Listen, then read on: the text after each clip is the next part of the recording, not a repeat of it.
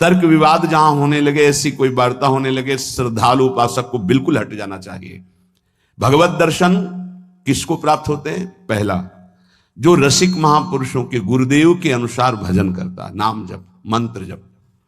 दूसरा, भगवद विग्रह को साक्षात प्रभु मान करके, कहो सो कहां जहां प्रभु नहीं, जब सर्वत्र प्रभु है तब तो हमने प्रभु का श्री विग्रह, अर्चा विग्रह, ये अर्चा अवतार है भगवान का, इनको विराजमान किया, साक्षात मेरे प्रभु हैं, ये बाहरी दर्शन है। तीसरा, प्रभु को अर्पित किए हुए प्रसाद के अलावा अरुचि होना, कुछ भी ऐसा जो हम प्रभु को अर्पित नहीं कर सकते वो हम नहीं पा सकते। प्रभु को अर्पित ना की हुई चाहे अमृत पड़ी हुई वस्तु हो, हमारी बिल्कुल श्रद्धा और रुचि नहीं। हमारे प्रियालाल ने नहीं पाया तो हम उसे चख नहीं सकते। ये भगवत प्राप्ति, भगवत दर्शन के लिए बहुत आवश्यक है। गुरु प्रदत्त भजन में आसक्ति, इष्ट के श्री विग्रह छवि में साक्षात भाव, और इष्ट को अर्पित ना किए हुए वस्तु, वस्त्र, पदार्थ, भोगों में पूर्ण अरुचि। कई बार हमने ऐसे संतों को देखा जो अमनिया जैसे, पा लीजिए, नहीं अमनिया है ना, हम अपने ठाकुर को भोग लगा के पाएंगे, या आप अपनी श्री जी को भोग लगा दीजिए तो पालेंगे, अन्यथा नहीं। अमनिया नहीं, अमनिया माला, पत्र, पुष्प, सुगंधित कुछ भी नहीं। हमारा जीवन प्रसादी हो जाना चाहिए। ये बहुत ध्यान से अपनी दिनचर्या में देखिए कि कभी अमनिया मत पाइए। चौथा, सहनशील, ये बहुत आवश्यक है। बहुत सहनशील उपासक को होना चाहिए। जितना सहोगे उतनी भक्ति प्रकाशित होगी। सहत सहत बाढ़े भगति, गृह तनु गुरु हितगार। गुरुदेव को समर्पित जीवन और सहनशीलता, निश्चित भगवत दर्शन। चार बातों से निश्चित भगवत दर्शन हो जाता है। ये बहुत खास बात है जिसको धारण करना बहुत कठिन है, पर गुरु कृपा पात्र बहुत सरल ढंग से इसे निर्वाह कर ले जाता है। क्या? किसी से मतलब नहीं। इस मार्ग के उपासक किसी से मतलब नहीं। पहले तो कहा पीछे वाले में कि जो विषयी पुरुषों का समूह है उनके संग से भयभीत रहे, कभी संग न करे। अब आगे वाले में कहा महानिशंगा नाम, किसका ये स्वरूप होता है? बोले जो वह तो महताम श्री पद रजा, महापुरुषों की चरण रज से जिसका शरीर अभिषिक्त है और माथे पे जिसकी चरण रज विराजमान है, गुरुजनों की, संतों की, रसिकों की, वो महानिसंगानाम सहज मधुरात्म प्रिय कथा। वो निसंग ही नहीं, महानिसंगानाम, जागृत स्वप्न सुषुप्ति, कभी भी कहीं भी उसका किसी से संबंध नहीं है, शरीर से भी नहीं। क्योंकि महानिसंगानाम तभी हो सकता है, शरीर से भी नहीं। यह ज्ञानी जीव जानते नहीं। कहते हैं शरीर तो यहां छूट जाता है, फिर गति किसकी होती है? भगवत प्राप्त। शरीर तो एक कपड़ा है, समझते नहीं हो। इसके नीचे एक कपड़ा है, सूक्ष्म शरीर, उसके नीचे एक है कारण शरीर। आप पहनने वाले हुए आपके कपड़े, एक छूटता है सिर्फ स्थूल शरीर। सूक्ष्म शरीर है वो, कारण शरीर को लेकर के बार बार जन्म मरण होता रहता है, कपड़े बदलते रहते हैं। और जो जीवन मुक्त हो गया तो तीनों शरीरों का संबंध खत्म, और दिव्य चिन्मय चिदानंदमय शरीर को, भावदेह को प्राप्त करके चिन्मय धाम में, चिन्मय लीला में, चिन्मय प्रिया प्रीतम के समीप हो जाता है वो। महानिसंगानाम,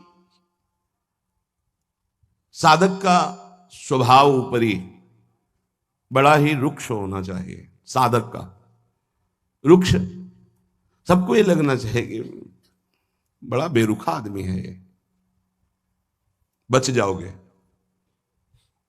गोस्वामी जी ने भी लिखा है, गिरा अरथ जल बीच सम, कहियत भिन्न न भिन्न, बंदों सीता राम पद, जिन्हि परम प्रिय खिन्न, खिन्न मानसा। किसी से कोई संबंध नहीं। कोई बात करे तो उदासीन होकर बात करे, उसको रस ना मिल पावे, उसको प्रियता समझ में ना पावे। साधक की बात कह रहा हूं। आगे चल के तो सब जीवन सुख प्रीति रीति निभाता अपनी, वो स्थिति आ जाती है। पर साधक को चाहिए वो अपना बाहरी स्वभाव उदासीन रखे, खिन्न रखे। ये हर समय बहुत चढ़ा के बात करते हैं, इनका तो कोई प्रेमवादी से लगना चाहिए।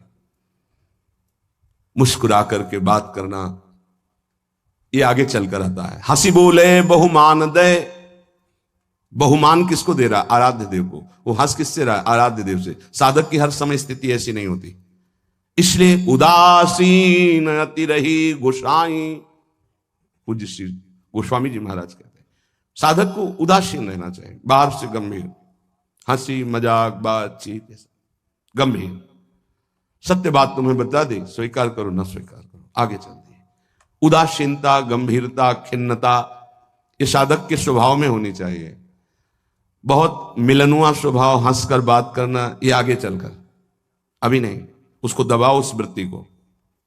बगल से कोई निकल गया, आपको राधे श्याम कहने की स्मृति उससे नहीं आनी चाहिए। कौन निकला आपको पता नहीं। दर्शन कर रहे हैं, कभी कभी यह भी पता नहीं चलता कि प्रभु पोशाक कौन धारण किए। अगर नेत्र में नेत्र मिले तो 1 घंटा दर्शन हुआ तो केवल नेत्रों का ही दर्शन हुआ। पत्रावली कपोल में कैसी बनी ये भी याद नहीं रहा। ऐसी होती एकाग्रता। सत्संग सुनने गए तो सिर्फ वक्ता की मुखाकृति और वचन, आप बैठे आसपास, आपके कौन बैठा आपको कोई परिचय नहीं। ऐसी महानिसंगता उपासक को चाहिए। ये कब आती है? जैसे जड़ भरत जी रघुगण को कहा कि महापुरुषों की चरण रज से अभिषिक्त होने पर ही यह ब्रह्मबोध होता है। प्रहलाद जी ने कहा निष्किंचना नाम न वृणीत यावत, जब तक निष्किंचन महापुरुषों की चरण रज नहीं लगेगी तब तक ऐसी निष्ठा नहीं होती जैसी मेरी है। शिरो में शोल्लासम वह तो महताम सी पद रजा। ये महत पद रज कहां मिलेगी? हर कण वृंदावन का ये महापुरुषों की चरण रज, प्रियाजू की चरण रज महापुरुषों के आंसुओं से भींगा हुआ है। जहां की भी रज मिले उसे अपने धरोहर के रूप में, संपत्ति के रूप में, जैसे बहुत बड़ी क्या धरोहर, ये प्रिया प्रीतम की संपत्ति, प्रेम संपत्ति प्रदान करने वाली, इसे आप लगाओगे तो आप सुरक्षित हो जाओगे। ये कवच है। कई बार शास्त्रों बारे चर्चा हुई है, पर बड़े भाग्यशाली साधक उपासक उपासिका होंगी जो इस बात को स्वीकार किए हैं कि रोज स्नान के बाद शरीर में रज लगाते हैं। ना करते हो तो फिर सुन लो, तुम्हारे हृदय को ये विकार तब तक जलाएंगे जब तक प्रेम रस के योग्य नहीं हो जाएगा। उस जलन को सहने के लिए ये सद्य वशीकरण चूर्ण मनंत शक्तिम तम राधिका चरण रेणु मनुष्य मरामी, ये श्री जी की चरण रज है जो आपको संभालेगी, कवच का काम करेगी। आपके शरीर में चरण रज लगी रहनी चाहिए।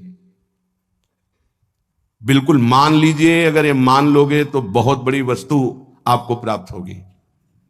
शरीर में वृंदावन की रज लगी है, शरीर छूट जाए तो भगवत प्राप्ति हो जाएगी। मान लीजिए, बहुत बड़ी बात है। धन्य है वो उपासक जो रजोपसेवी है, रज लगाते हैं। एक ब्रजवासी आए, उन्होंने प्रश्न किया कि आपके जुगल उपासना में तो काली बिंदी लगती है, आप क्यों नहीं लगाते हैं? श्री कहते हैं उसे, काली बिंदी और सिंदूर की बिंदी। पूज्य श्री सदगुरुदेव भगवान ने आदेश किया, त्रिपुंड लगाते थे जब शरणागति का, कि हम आचार्य आज्ञा से चलते हैं। आचार्य ने पत्र में लिखा था, वृंदावन रजोप सेवी जोरी सुमिरन बाचनो, वृंदावन नित्य विहार चंदन लेनो। तो रजोप सेवी जोरी है तो रज का तिलक है, और बिहार चंदन जो प्रसादी है वो ये लगा है। बस वो कोई वृंदावन की वस्तु नहीं है जो काली जी की है। ये वृंदावन की रज और वृंदावनेश्वरी का प्रसादी चंदन, इसके सिवा तो ब्रह्मा जी भी आकर कहें तो हमारी समझ में नहीं आएगा, क्योंकि गुरु के वाक्य के आगे किसी का नहीं। वृंदावन रज रानी, वृंदावन वृंदावनेश्वरी, इनमें हमारी अनन्य आसक्ति हो जाए। जो लगाते हैं उनको प्रणाम है, पर हमारी गुरु आज्ञा है। आचार्य श्री हितजू महाराज, वृंदावन रजोप सेवी हरिवंश जोरी सुमिरन बाचनो, वृंदावन नित्य विहार चंदन लेनो, आज्ञा है, उसी का पालन है। अगर महापुरुषों की चरण रज लग रही है तो महानिशंगा नाम मान लीजिए। बार बार इसलिए कह रहे हैं मान लीजिए, आप में सामर्थ्य नहीं कि आप असंग हो सके। महानिशंगा नाम तो बहुत बड़ी बात है, वो कहीं आ सकता नहीं, न स्वभाव में, न सूक्ष्म शरीर में, न स्थूल शरीर में, और न बाहरी व्यवहार में। वो अपने स्वरूप में स्थित महापुरुष है, वही महानिशंगा नाम होता है। फिर क्या? बोले सहज मधुरात्म प्रिय कथा, अपनी प्यारी जी और प्यारे जी की कथा सुनते ही उसकी दशा बदल जाती है। प्रसंगानाम प्रेमोत्पुलक गलदस्रा कुलगिराम, अश्रु प्रवाह हो रहा है, पुलकित तन हो रहा है, गदगद कंठ हो रहा है। ये सहज मधुरात्म, सहज मधुर रस प्रदान करने वाली प्रीतम की चर्चा सुनते ही, पद गाते ही दशा बदल गई। कैसे हुआ? बोले महापुरुषों की चरण रज का प्रभाव। अपारे श्री वृंदावन रस महाब्धो विहरताम, इस महाप्रेम रस के अपार समुद्र में विहरण करने वाली जो जुगल जोरी विहार करने वाली श्री श्यामा श्याम है, इनके प्रेम में जो उल्लसित है, उनकी चरण रज सदैव मेरे माथे पे लगी रहे। तो सदा राधा कृष्ण प्रणय पुलकाश्रुत गमभृतहा, राधा नाम सुनते ही रोमांच हो गया, अश्रु प्रवाह होने लगा। श्यामा श्याम की बात सुनते ही, पद सुनते ही पुलक, पुलकावली, अश्रु बहने लगे और देह कंपायमान होने लगी। ये बड़े भाग्यशाली, इसमें जानबूझकर नाटक न करे, स्वाभाविक आ जाएगा। नाम जप करो, रस सिंधु वृंदावन की रज लगाओ और रहनी से रहो तो स्थिति आ जाएगी। एकांत में चिल्ला चिल्ला के रोने का मन होता है, जैसे डकार आती है ना, तो उसको निकलना ही पड़ेगा। ऐसे रोना आता है, स्वाभाविक। क्यों रोना आता है? कुछ चाहिए, कोई दुख, कोई विपत्ति? नहीं, स्वाभाविक। वो एक प्रक्रिया है उस प्रेम की। रोना आता है, हल्का हो गया, रोया, थोड़ा शांति मिली। अगर रोएगा नहीं तो रह नहीं सकता, उसकी दिनचर्या है रोना, कभी भी कहीं भी भाव आ जाएगा। किशोरी कंदर्पाकुल कनक गौरांग लतिका, आहा, जो किशोरी जो हमारी गौरवर्ण है, जो कनक लता है, ऐसे उपासक का यही जीवन हो जाती है। जीवन का तात्पर्य प्रसाद सृग वस्त्राभरण कृत भूषा प्रणयनो, वो इनके प्रसाद से प्राण पोषण करता है। इनके चरणामृत की ही वो वृत्ति साधना है। हमारा साधन बल क्या है? इनका चरणामृत। वस्त्राभरण, कोई भी वस्त्र बिना प्रसादी के लाडली जी का, गुरुदेव का, शरीर पे नहीं धारण। नवीन वस्त्र को देखा गुरुदेव भगवान कैसे प्रसादी करते हैं। पहले उसे धोते हैं, प्रक्षालन करते हैं, फिर सुखाते हैं, फिर श्री जी के सिंहासन में स्पर्श करा के रज रानी में ऐसे एक दो बार फिर उसे धारण करते हैं। श्री जी का पहले धोते हैं नया वस्त्र, श्री जी के सिंहासन को अर्पित करके फिर रज रानी में एक दो बार लोट लगा के उस वस्त्र को फिर धारण करते हैं। वस्त्रा आभरण प्रसाद, प्रसाद स्वरूप ही हमारा भोजन है। प्रसाद चरणामृत, प्रसाद वस्त्र आभरण, प्रसादी माला, प्रसादी पुष्प, प्रसादी इत्र, इनका बड़ा आदर करें। श्री जी का प्रसाद, यही हमारा जीवन है। अगर अमनिया आप पाते हैं तो आपके हृदय में भाव सूखने लगेगा। अगर जग भी गया है, अमनिया जल भी नहीं, अमनिया भोजन भी नहीं, प्रसाद। प्रपद्ये श्री वृंदावन भुवि विचित्राखिल कलाहा, समस्त कलाओं में जानने वाली शिरोमणि श्री लाडली जो ऐसे उपासक के हृदय में अपनी समस्त कलाएं प्रकाशित कर देती, अर्थात वो सहचरी भाव को प्राप्त हो जाता है। विचित्र अखिल संगीत गायन कलाओं का, चतुरता का वो मूर्तिमान स्वरूप हो जाता है।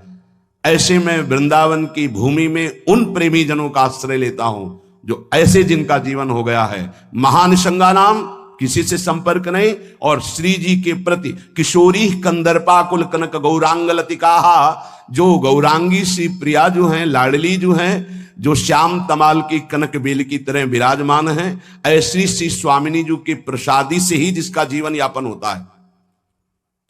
ऐसे मैं रसिकों को इस वृंदावन भूमि में माथा रखकर प्रणाम करके उनकी चरण धूलि माथे पे धारण करता हूं और उनका संग करने की अभिलाषा करता हूं। ये भगवान की विशेष कृपा है कि हमें ऐसे महापुरुष रहनी बता रहे हैं। अगर प्रसाद का आप महत्व धारण करना प्रारंभ कर दिए हैं तो बहुत जल्दी प्रेम जागृत होगा।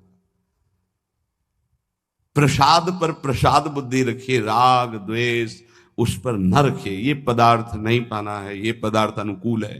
प्रसाद में प्रसाद बुद्धि रखिए, ना फल बुद्धि, ना अन्न बुद्धि, ना भोजन बुद्धि, ना स्वाद बुद्धि, प्रसाद बुद्धि रखिए। प्रसादी वस्त्र को प्राणों से भी अधिक प्रिय मानिए। प्रसादी माला पुष्प मिले तो हृदय में आह्लाद होना चाहिए, सीधे मेरे प्रभु ने प्रसन्न होकर मुझे प्रदान किया है। दे कोई भी, लेकिन मेरी प्रियाजों ने मुझे प्रदान किया, एकदम आह्लाद, वही आपको प्रेम भाव में ले जाएगा। प्रसाद में भगवत बुद्धि बहुत ही पवित्र हृदय में होती, नहीं तो प्राय नहीं होते।